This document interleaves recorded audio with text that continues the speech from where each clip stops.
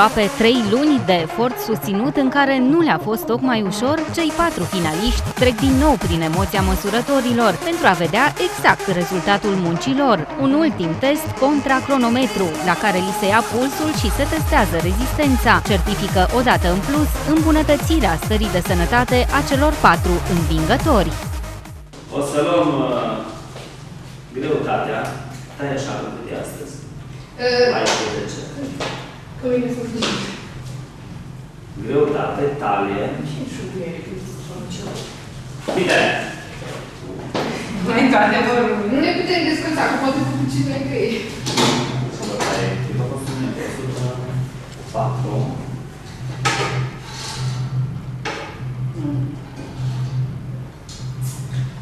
Deci a fost la 108 cel mai mult. 109.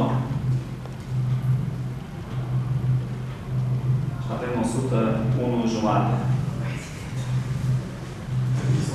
101,5. Bun. Ia să vedem acum Dalia. Ce? Dalia. Nu poți peste haine, trebuie să vezi în haine. Nu, peste. Peste. Da, dacă e la primul ridică de aici. Dică, vrei să te puține.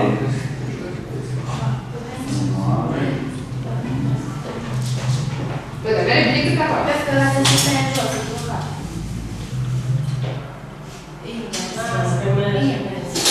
8 a fost, avem 101. Așa, mai întâmplă și dată, că era în sus, Romi, ăla, era blocat, știi? Dar el trebuie la închis. Eu l-am să deschis și m-au luat la el. Nu, la nimeni. N-am pregătit. Noi nu, Noi deci de aici. Atât, nu? Atât ai. Deci chiar dacă e nu... Da? Nu, eu n-am făcut așa. Deci la talie... Așa cum ai închis. Păi nu închide, deschide. Cât e mai 7. Am venit în interior. 7 centimetri de jos? Cam 100 kg, știi? 6 jumate, centimetri. Ah, uite, trebuie.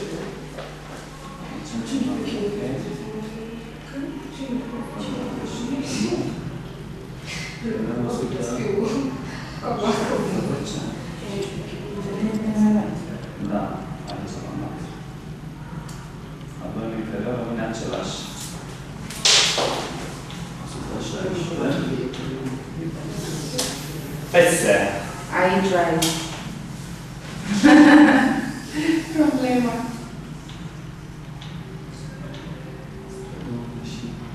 27. 10 cm scăzut. Yes! Popone. Clasă. Yeah!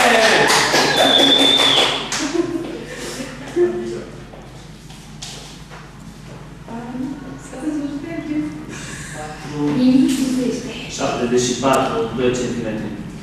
Deci câștig este la pese 10 cm și la abdomen, la talie 7 cm și greutate. Eu câștig.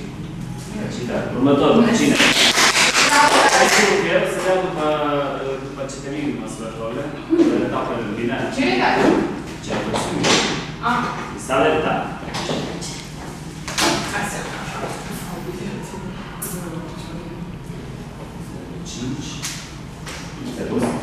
Nu. Deci cât a fost 104. Unde se vede?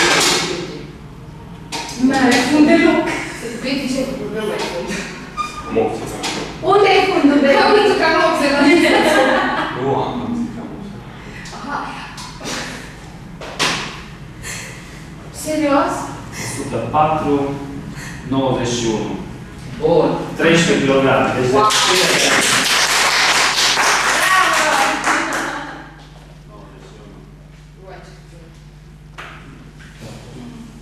Să nu zici că nu ești mulțumit nici de ea. Păi și pe mine să mulțumim, da? Dar mai e bine. Este unul care 103 și ai avut 124. 21 de centimetri. Ciocată curtă scuză. 21 de centimetri. Minus 21 de centimetri. Ai, super. Da?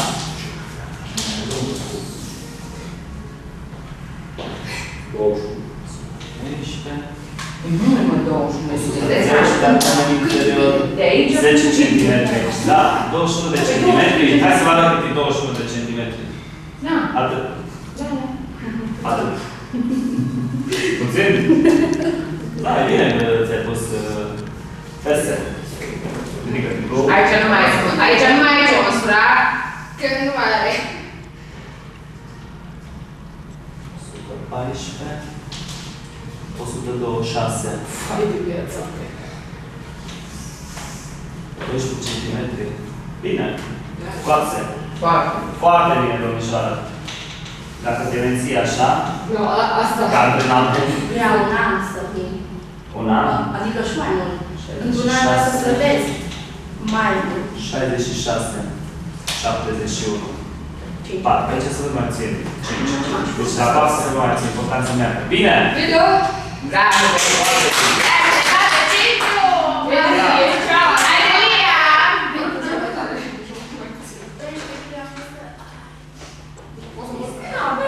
Da. Ai văzut că se poate. Poți să mă descalzi și tu ce scrie. Lasă că nu te-ai crede. Da, că-ți crede. Așa e noștri. Haide! Dar nici nu asta nu pot.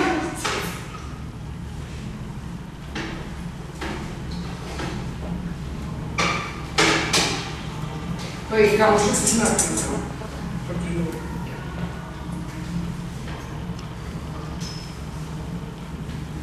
71 500. Cât ai avut? 71,2. Deci 71,5. Bine? 7 kg. E ok. Asta înseamnă că sport ai făcut, cartoflăjiță ai mâncat. 82. Ai avut 86,5. 4 jumate. Abdomen interior.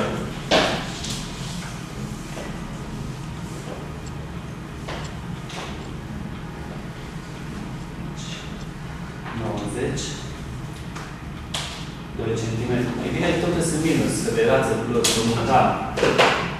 Aici, mușcam de bă. Ce bucărință peste.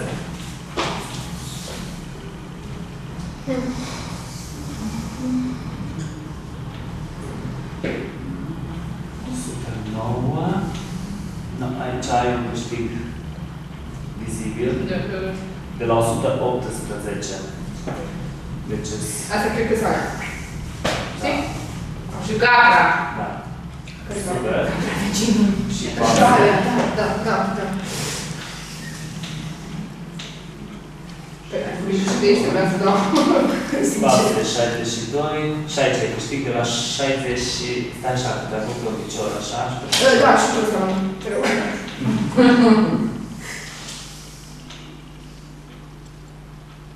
61, deci l-ai echilibrat, vezi? Le-am echilibrat? Da. Yes! 61 pe 62. Da, cu una mai grea și mai slabă. Felicitări! Yes! Yes! Da, am spus și egal. Acum începem testul cu fier. Începem cu... Dar pe conul... A crezut că l-am și luat. Codul Să văd că l-am luat așa. Codul de dezbrat. Trebuie să văd că l-am și luat. Pantaloni specii. 06.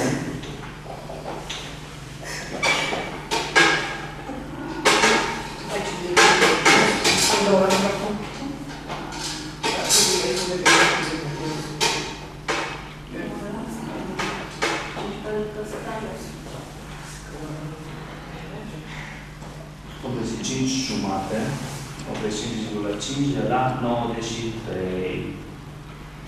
85,5. Da, 8 kg, 7 jumate. Mergem pe talie. 96.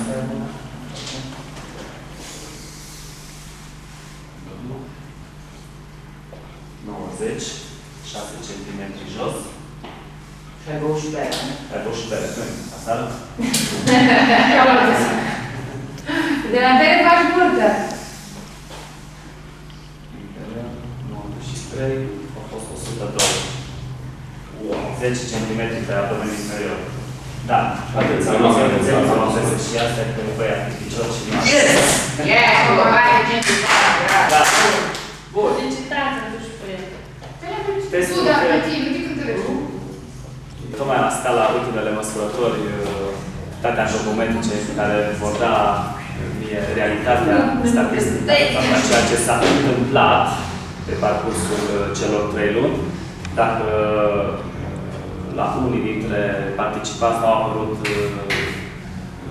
rezultate deosebite, sunt totuși, și despre asta o să discutăm în conferința de presă. Însă, după ce vom calcula toate datele și măsurătorile pe care le-am luat, o să vă anunțăm și o să mediatizăm rezultatele care pe mine mă bucură și de altfel și pe participanți, se pare că, și mai multe vă las să aflați data viitoare. Felicitări celor rămași în program, cu ei ne vom întâlni și săptămâna viitoare pentru a le încununa reușitele, iar dumneavoastră de asemenea vă dau întâlnire marțea viitoare la aceeași oră.